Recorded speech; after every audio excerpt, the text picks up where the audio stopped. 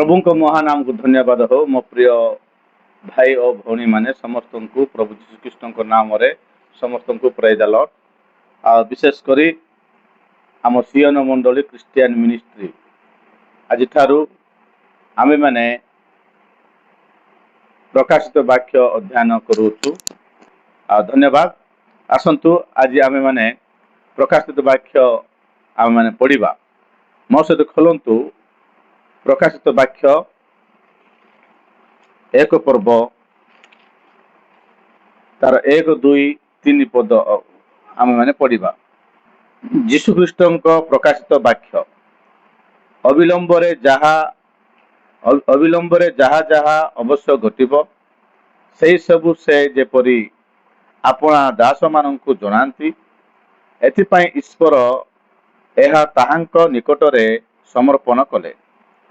आउ से आपणा दूत प्रेरण करी निज दास जहन को एहा ज्ञात कराइले। से जहन ईश्वरंक वाक्य और जीशुख्रीष्ट साक्ष्य संबंध रे अर्थात से जहा सबु दर्शन कला से विषय रे साक्ष्य देउछंती जे पाठ करे और जो माने एही भाववाणी श्रवण करंती पुणी सेतिरे लिखित विषय सबु पालन करंती से माने धन्य कारण समय सन्निकट। प्रभु पठित वाक्य दे आम समस्त को आशीर्वाद करंतु। हालेलुया। मो प्रिय भाई और भौणी माने प्रकाशित वाक्य रे आमे माने जहा पढ़िलु ताहा आमे माने अध्ययन करिबा। आउ ए जगह रे प्रभु आम मान को जहा कहउछंती से अनुसार आमे माने आगो को जिबा। पढ़िथिबा वाक्य पई प्रभु आमान को आशीर्वाद करंतु। आ वर्तमान आमे माने छोट प्रार्थना करिबा आउ प्रभु को वाक्य अध्ययन करिबा। आखि बंद करंतु प्रार्थना करिबा। सर्वशक्तिमान जीवंतकारी सदा प्रभु आश्चर्य पराकांत परमेश्वर आम तुमको धन्यवाद करूछु। आज रे वाक्य जे प्रकार तुम लोक मानक अपरमेश्वर हृदय रे अप्रभु से बुझी पारे कर्णर शुणी पारे हृदय रखी पारे। आज वाक्य जे प्रकार कार्यकारी हेब से प्रभु तुम लोक मान तुम आशीर्वाद कर तुम सुम कृपा प्रभु आम समस्त कड़े निया बोली तुम आत्मा को साहाय्य आमे माने ए वाक्य बुझी पारबो से तुम साहाय्य कर बोली जीसु को नाम रे प्रार्थना कली प्रभु आमेन। हालेलुया। प्रभु को महानाम को धन्यवाद हो। प्रकाशित वाक्य रे प्रभु जीशुख्रीष्ट ए जगह रे तांको प्रिय दास जहन को पात्म नामक द्वीप रे दर्शन देई ताहांकर अभिमत ताहांकर संकल्प ताहांकर योजना विषय रे जनाइबा निमंते सी पात्म नामक द्वीप रे आ जहन को से दर्शन देले। हालेलुया। आउ से ए जगह रे कहउछंती जीशुख्रीष्टंकर प्रकाशित वाक्य से लेखु लेखु जहन लेखु लेखु एहा लेखुछंती प्रभु जीशुख्रीष्टंक प्रकाशित वाक्य जीशुख्रीष्टंक प्रकाशित वाक्य बोली से आरंभ कले। जीशुख्रीष्टंक प्रकाशित वाक्य कौन प्रभु जीशु जहा प्रकाश करिवे कौन प्रकाश करिवे ए पृथ्वी रे जहा जहा घटिबा को जाउछि से सब विषय रे प्रभु जीशु जहन को देखाइबा निमंते से पात्म नामक द्वीप रे तांको दर्शन देले।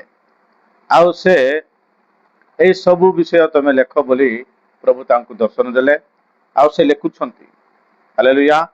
से लेखिकरी कहउछंती अविलंबरे जहा अवश्य घटिब से सबु से जेपरी आपणा दास माननकु जनांती। हालेलुया।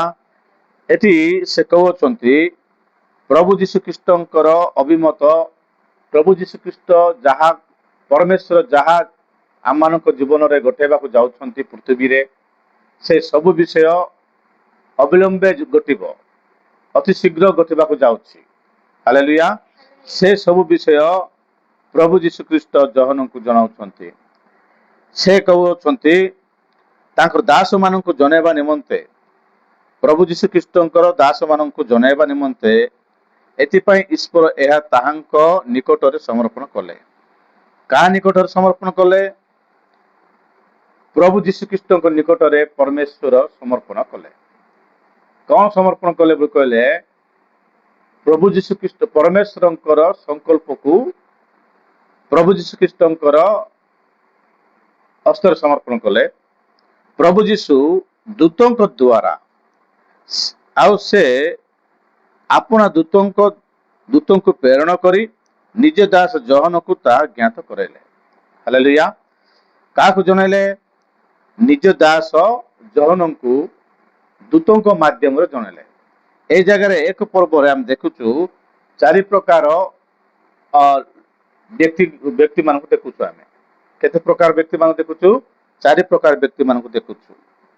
ଗୋଟିଏ ହେଉଛନ୍ତି ପରମେଶ୍ୱର, ଆଉ ଗୋଟେ ହେଉଛନ୍ତି ପ୍ରଭୁ ଯୀଶୁ, ଆଉ ଗୋଟେ ହେଉଛନ୍ତି ଦୂତ, ସ୍ୱର୍ଗୀୟ ଦୂତ, ଆଉ ଗୋଟେ ହେଉଛନ୍ତି ଜହନ, ଯେ କି ପ୍ରଭୁଙ୍କ ଦାସ। ହାଲେଲୁୟା। ଆଉ ସିଏ ପତ୍ର ଲେଖିବା ଆରମ୍ଭ କଲେ। କଣ ଲେଖିବା ଆରମ୍ଭ କଲେ? ପତ୍ର ଲେଖିବା ଆରମ୍ଭ କଲେ। ପ୍ରଭୁ ଯୀଶୁ ଖ୍ରୀଷ୍ଟଙ୍କ ପ୍ରକାଶିତ ବିଷୟ ଅବିଳମ୍ବେ ଯାହା ଯାହା ଅବଶ୍ୟ ଘଟିବ ସେ ବିଷୟରେ ସେ ଲେଖିବା ଆରମ୍ଭ କଲେ। ଆମେମାନେ ପ୍ରକାଶିତ ବାକ୍ୟ ଅଧ୍ୟୟନ ସମ୍ପୂର୍ଣ୍ଣ ହେବା ଭିତରେ ପ୍ରଭୁ ଯୀଶୁ ଖ୍ରୀଷ୍ଟଙ୍କର ପ୍ରତ୍ୟେକ ପ୍ରଭୁ ଆମମାନଙ୍କ ଜୀବନରେ ଯାହା ଯାହା କରିବାକୁ ଯାଉଛନ୍ତି, ଏ ପୃଥିବୀରେ କେମିତିକା ଘଟଣା ଗୁଡାକ ଘଟିବ, ଏ ପୃଥିବୀର ରାଜନୀତି କେମିତି ଥିବ, ଏ ପୃଥିବୀରେ ଲୋକମାନେ କେମିତି ରହିବେ, ଏ ପୃଥିବୀରେ ବିଶ୍ୱାସୀ ସାଧୁ ବୃନ୍ଦ କେମିତି ରହିବେ, ସେ ସମସ୍ତ ବିଷୟରେ ଜହନଙ୍କୁ ସେ ଜ୍ଞାତ କରୁଅଛନ୍ତି। କାହା ଦ୍ୱାରା ବୋଲି କହିଲେ? ଦୂତଙ୍କ ଦ୍ୱାରା। ହାଲେଲୁୟା। ସେ ପତ୍ର ଲେଖିବା ଆରମ୍ଭ କଲେ। ସେ ଜହନ ଈଶ୍ୱରଙ୍କ ବାକ୍ୟ ଓ ଯୀଶୁଖ୍ରୀଷ୍ଟଙ୍କ ସାକ୍ଷ୍ୟ ସମ୍ବନ୍ଧରେ ଅର୍ଥାତ୍ ସେ ଯାହା ସବୁ ଦର୍ଶନ କଲା ସେଇ ବିଷୟରେ ସାକ୍ଷ୍ୟ ଦେଉଅଛନ୍ତି। ଏବେ ବର୍ତ୍ତମାନ କିଏ ସାକ୍ଷ୍ୟ ଦେଉଛନ୍ତି? ଜହନ, ଯେ କି ପ୍ରଭୁ ଯୀଶୁଖ୍ରୀଷ୍ଟଙ୍କର ଜଣେ ଶିଷ୍ୟ। ହାଲେଲୁୟା। ସେ କଣ କରୁଛନ୍ତି ବୋଲି କହିଲେ? ପ୍ରଭୁ ଯୀଶୁ ଯାହା କହିବେ, ପ୍ରଭୁ ଯୀଶୁ ଖ୍ରୀଷ୍ଟଙ୍କ ଦୂତ ଯାହା କହିବେ ସେ ଲେଖି ପତ୍ରରେ ଲେଖି ରଖିବେ। ହାଲେଲୁୟା। ସେ କଣ କରୁଛନ୍ତି? ସାକ୍ଷ୍ୟ, ପ୍ରଭୁ ଯାହା କହିଲେ ସେ ବିଷୟରେ ସେ ସାକ୍ଷ୍ୟ ଦେଉଛନ୍ତି। ମତେ ପ୍ରଭୁ ପାତ୍ମ ନାମକ ଦୀପରେ ଦର୍ଶନ ଦେଲେ, ଆଉ ମତେ ଏଇ ସବୁ ବିଷୟ ଲେଖିବାକୁ କହିଲେ ବୋଲି ସେ ସାକ୍ଷ୍ୟ ଦେଉଅଛନ୍ତି। ହାଲେଲୁୟା। ସେ ସାକ୍ଷ୍ୟ ଦେଉଅଛନ୍ତି। କଣ ବୋଲି ସାକ୍ଷ୍ୟ ଦେଉଅଛନ୍ତି? ଏଇ ଯେଉଁ ବିଷୟ ମୁଁ ଲେଖୁଅଛି ସେ ବିଷୟ এই পুস্তক প্রকাশিত বাক্য বলা পুস্তক যে পাঠ করিব সে ধন্য। হালেলুয়া। যে পাঠ করিব, যে পড়িব সে ধন্য। ଯେଉଁମାନେ এই ବାହୁବାଣୀ ଶ୍ରବଣ କରନ୍ତି ପୁଣି ସେଥିର ଲିଖିତ ବିଷୟ ସବୁ ପାଳନ କରନ୍ତି ସେମାନେ ଧନ୍ୟ। ହାଲେଲୁୟା।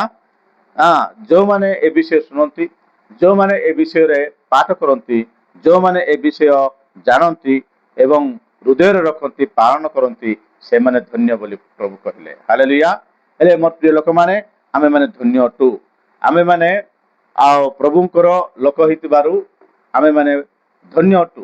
କାରଣ ଆମେମାନେ ପ୍ରଭୁ ଯୀଶୁଖ୍ରୀଷ୍ଟଙ୍କୁ ବିଶ୍ୱାସ କରିବା ଦ୍ୱାରା ଈଶ୍ୱରଙ୍କର ସନ୍ତାନ ସନ୍ତତି ହେଇପାରିଲୁ।